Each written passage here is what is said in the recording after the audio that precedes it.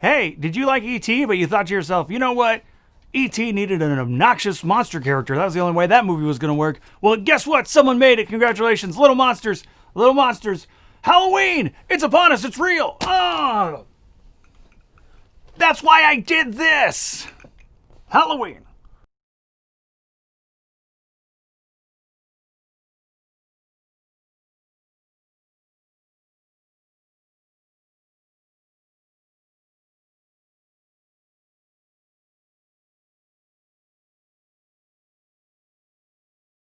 Hello, my name is Cameron Rice. This is Cameron Watches Everything. I pick a movie from my Blu-ray set and then have a drink. Back to the Jack and Coke. And we talk about it. I talk about it. You can talk about it too. Do it in the comments. Do it in the comments. Make sure you like and subscribe. And that also helps me buy more shit. More useless shit. Like Little Monsters. We're in the middle of a pandemic, and I bought Little Monsters. It seemed like an idea at the time. All right, so we open up, and we meet. This is the movie that stars both the Savages, Fred and Ben. Ben Savage is his premiere. Brother Savages, they're both in this. Fred Savage, hot off of The Wonder Years. Also, Daniel Stern plays his father, who narrates The Wonder Years. They were trying for it, man. They were trying for it. Little Monsters, the concept is there's monsters under the bed, and what a world. What a world. Basically, think Monsters, Inc., again, but if the monster very unlikable. What if you had a very unlikable monster? Let's jump into it. So we open up. The family has just moved to this new city. The parents are already arguing. They're like, "Oh, this is our dream house, but I hate it, and I hate you."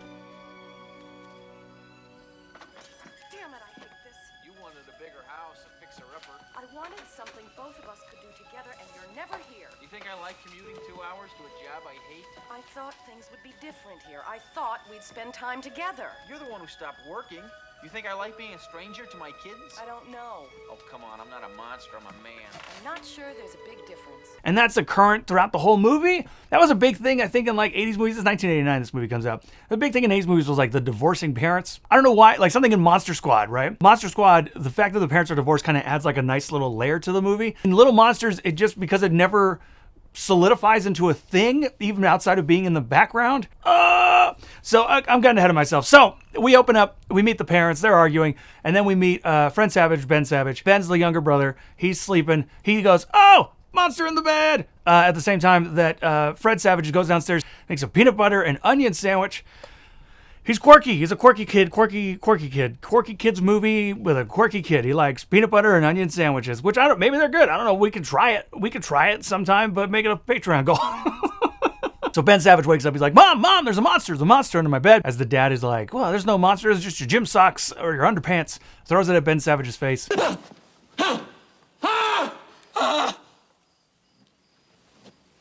Yuck. No monsters. Sick. Gross. Just gross.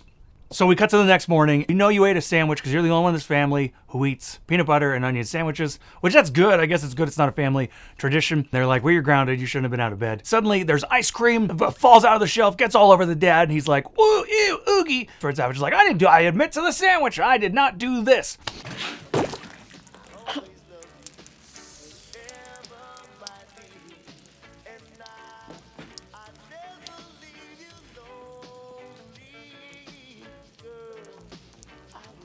Dead, mister. Hey, I didn't do anything. And then Daniel Stern tries to leave, runs over Fred Savage's bike. Fred Savage is like, I didn't put the bike there. What's going on? Mysteries, questions. What's happening? If Fred Savage, did he do it? Did he not do it? He didn't do it. It was the monster. So because Fred Savage now doesn't have his bike, he's got to catch the bus. So he runs after the bus, real Peter Parker moment, but he actually gets on the bus. He starts blaming his little brother, Ben Savage. He's like, you did this, you put the bike, this, that, the other. Give me your lunch. He throws the lunch out. It's really kind of a dramatic. All right, that's it. You lie to me, you starve. My lunch! You jerk, I didn't do anything.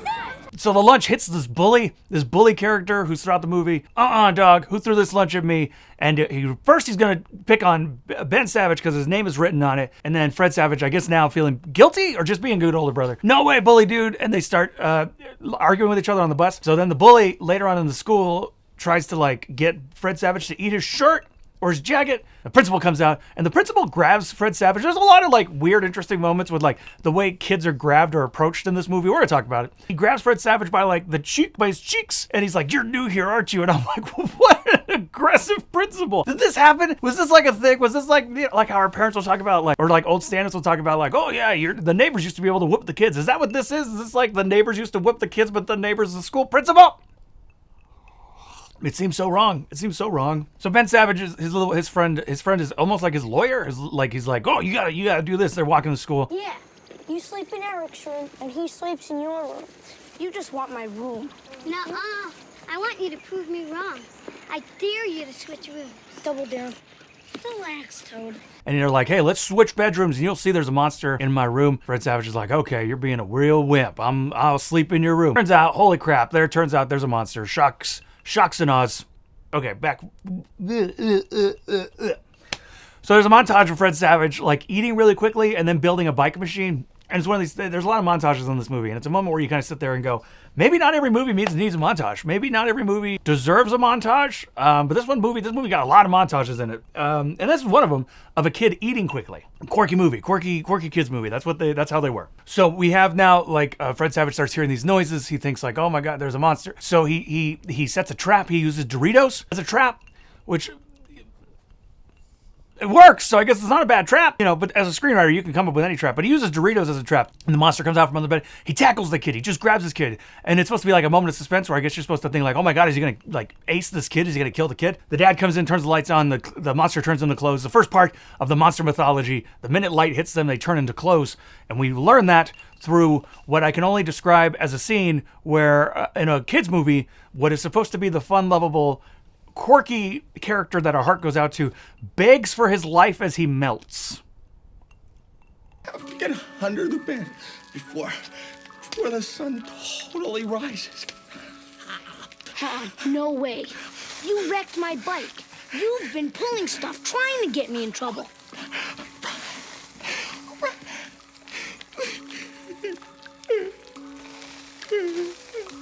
It's fairly traumatic.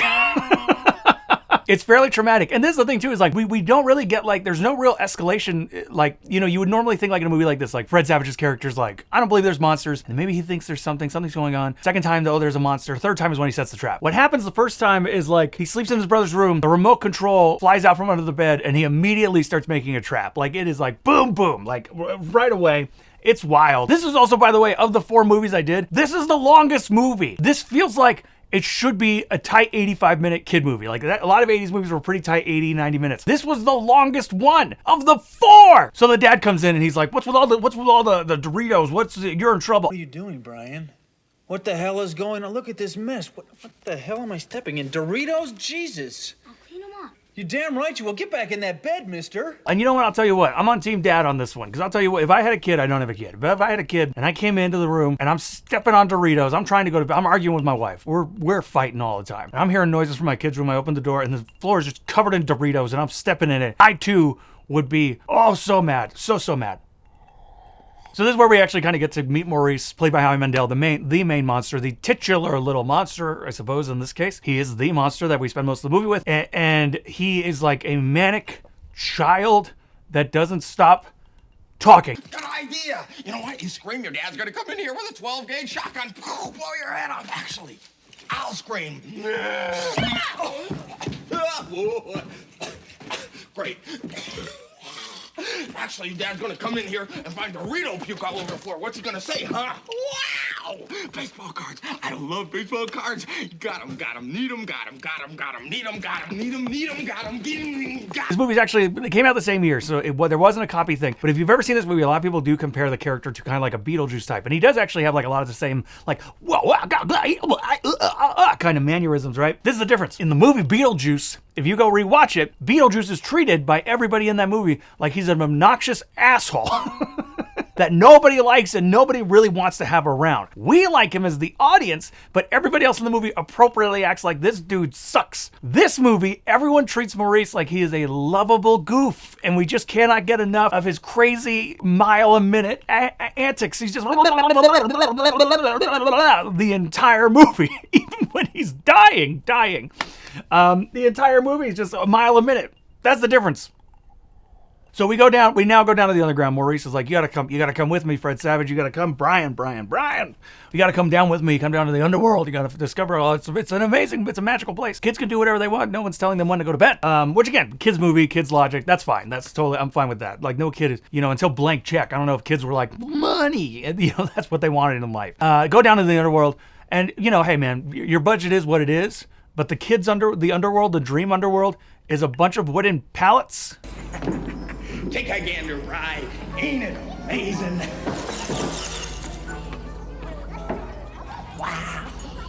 And an arcade. Not even like a Ninja Turtle style arcade with like skate ramps and everything. It is like if you walked into a Chuck E. Cheese and it looked like this, you would feel sad. So now we get another crazy montage. We get another montage. This is a montage of mischief. And there's no real seemingly rule as to, like, unlike Monsters Inc., where Monsters Inc., it's like, oh, well, scaring children gives us like our juice, gives us our like fuel. There's not really a reason as to why the monsters want to do what they're doing, other than that they are monsters. Their whole thing is like, oh, well, we're the ones who actually cause all the mischief in your house and move your things and take your socks. And so we get a montage of mischief, as I call it, where just Maurice and Brian are just running around doing all kinds of stuff. Some of them are like legitimately dangerous, including going to the bully's house, making him eat cat food, and then Maurice empties out his apple juice and puts piss in it. And good for you, too. What are you doing? All right, Maurice, that's great. All right, yes. Oh, yes. He puts monster piss in the apple juice, and you would think maybe that's where you leave it, so it leaves it up to your imagination. Oh, no.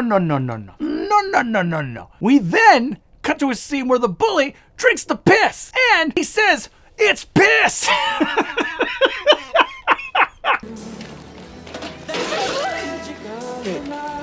Piss! Who put piss in my apple juice? Indicating this kid knows what piss tastes like. What's going on?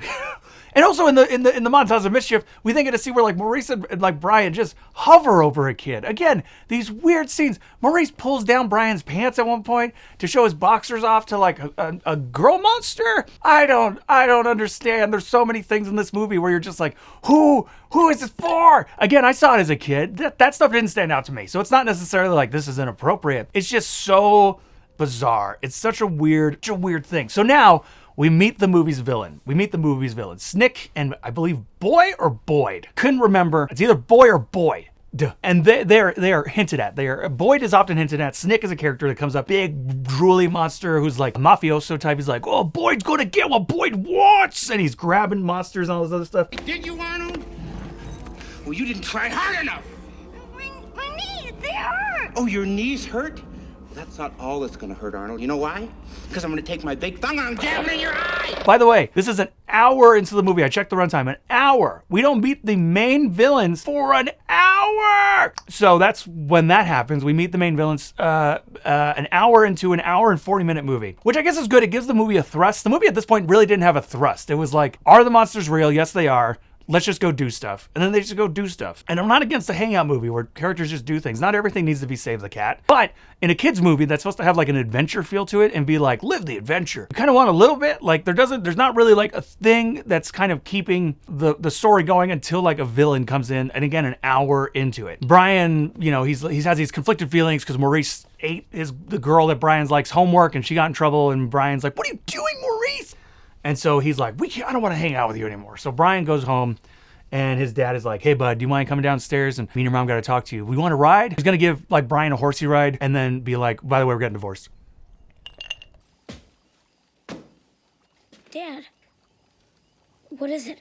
Hey Brian, come downstairs with me. Your mom and I want to talk to you and Eric for a minute.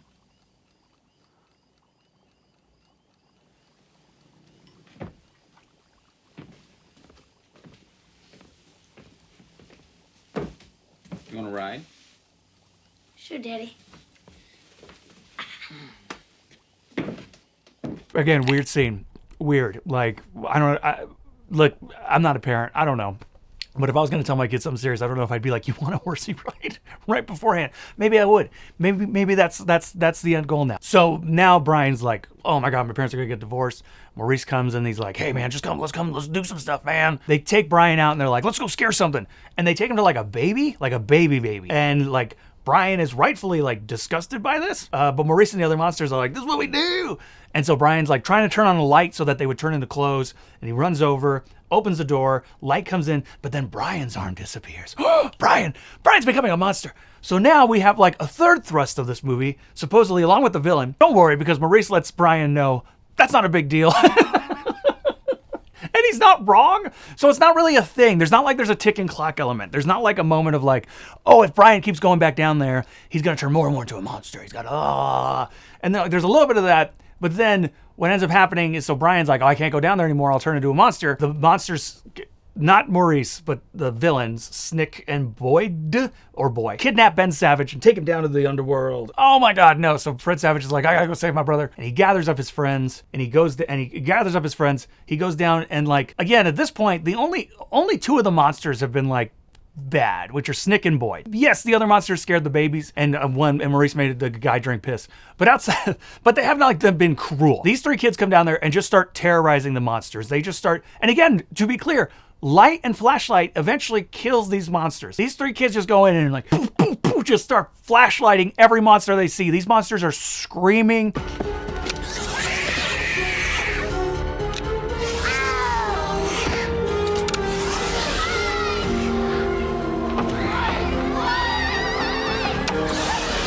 They're scared and frightened, running for their damn lives as they are just turning into clothes and screaming in agony.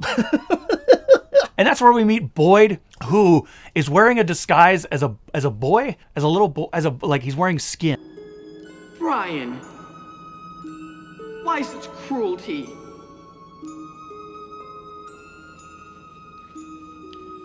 You're a very unique individual, Brian. Your feats, unprecedented here. Why, I can scarcely remember the last time one of our little breed had been trapped. Like a Texas Chainsaw Massacre. Again, this is a movie for children. He's wearing like a Texas Chainsaw Massacre skin face, and he's like melting. I don't know why. I don't know why he has a disguise, other than I guess to appeal to Brian. He wants Brian to live down. Because apparently, if you are down there when the sun comes up, you get stuck down there in the monster world, and you now become a monster. So you become a monster either, I guess, through interacting with the monsters, or you get stuck down there, and that's quicker. And so he's like, oh, well, Fred Savage, stay with me. I'll let your friends and your brother go, but you stay with me. And he's like, no deal, dude. Boyd traps them in this hole. Maurice is down there. So they turn on a light. They squish Maurice underneath like a door. So he turns on the clothes, gets them out. And they're like, we're going to need some help. And they get the bully that drank piss. And he's super into this. Lots of times in kids' movies, you'll have the thing of like, oh, we have a bully character. They're going to be friends by the end. That's not a problem. That's fine. But there's usually like hints of it. There's usually like a thing of like, oh, well, oh, hey, you like that thing? I like that thing too. Hey, I also have been picked on. I have a bad relationship with my brother. You know, or you'll get the Stephen King style like It, where it's like, oh, you're never going to get along with that kid. This like, there's nothing like these two people hate each other. He makes them drink piss, and then suddenly he's down there helping them. Just because, I guess maybe Maurice threatened them. I have no idea. Maurice, they blow up the two villains. Maurice lights the other dude on fire. How about a light, bud?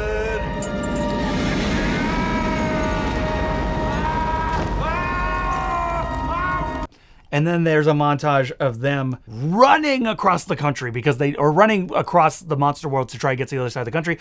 Because where they are on the East Coast, the sun is up. They're trapped. They're going to be monsters. So they run to California. And they're like, we got to get out of here. The kids are going out. And then at this point, that's when Fred Savage is saying to Maurice, he's like, you're my best friend. And it's like this like really loving goodbye scene. Again, kind of doing this ET thing. The ET thing of like, thanks, ET, you know, and I'll always be right here, Elliot. Yeah.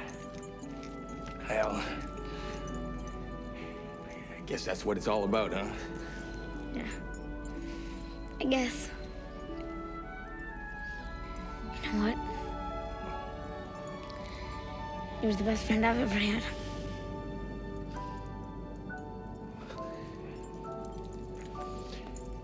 You're the ugliest friend I ever had. Except that, like, again, like, Maurice is obnoxious. And for the most part, outside of like, I guess having some chuckles via doing the mischief montage, I don't know why these two are like best friends. Because Maurice like messed up so much for Brian's life. The divorce is not his fault, but he messed up so much for Brian's life. And then they have like this like goodbye moment, but also there doesn't seem to, because Maurice then says like, Brian's like, I don't think I'll ever see you again. I'm turning into a monster. My clothes, I'm disappearing. And that's when Maurice goes like, that's not permanent. So Brian could just go back to the under Monster World, I guess, whenever he wants. But they're saying goodbye to each other. And somehow this movie got the rights to play a Talking Heads song. And they do. That's the credits, the closing credits. The kids are stuck in Malibu. And they call them mom and dad. I guess that brought them back together. Because little brother went missing. Little Monsters, 1989. What a film. What a film. Yeah, man, it's weird. It is that thing of like, I sound like I hated it. I didn't hate it. I didn't love it. I think the biggest thing is, again, like watching other kids' movies from this era. And again, like, this wasn't made for you, it was made for kids. But I was a kid in that era. I think it's the thing of like, again, Maurice is like just a very obnoxious character. What makes you want to like, the whole ET thing, the reason like after ET becomes a big hit and then they're like, every movie now needs to be ET for a while. We are going to have ET but with a Bigfoot, which is Harry and Henderson's. ET but with a this, ET with a that. You have to like the thing that you are ET-ifying. You have to be able to go like, I like that creature. I'm sad they're leaving, or that they're fighting, or that the creature is dying, or that there's this thing in the way. Maurice is obnoxious, and he kind of ruins Brian's life. Brian is not the most likable character. It's a weird movie. But hey, Best-ray on Video remastered it. Looks great. The special features are actually pretty interesting. It's worth, I will say this, if you are interested in like an 80s kids movie and you've never seen this one, it's worth a watch. Again, it's very weird, shockingly long. You don't meet the villains for an hour into the film. You don't even meet the main villain until like the confrontation scene. That's wild. That would be like if you did Ninja Turtles and you don't meet the Shredder till the last like 20 minutes and you're otherwise dealing with Master Tatsu. Weird decisions. But yeah, hey, Little Monsters, Halloween. Thank you so much for watching Cameron Watches Everything. I hope you had a good time. I know I had a good time. Thank you for watching the first 3 episodes of the show. Prior to that, if you haven't done that, please go check it out. Make sure you like, comment, and subscribe. Go to my Patreon, because I'm going to add a tier where you can tell me to watch something. You can request a movie from me, and I will give that to you. I'll give you that movie. Have a great Halloween. Let me know what you did. Did you dress up? Did you do anything? Hit me up in those comments. Hit me up on socials. Show me what you did. This was a thing that I did. I'm proud of it. Trash truck!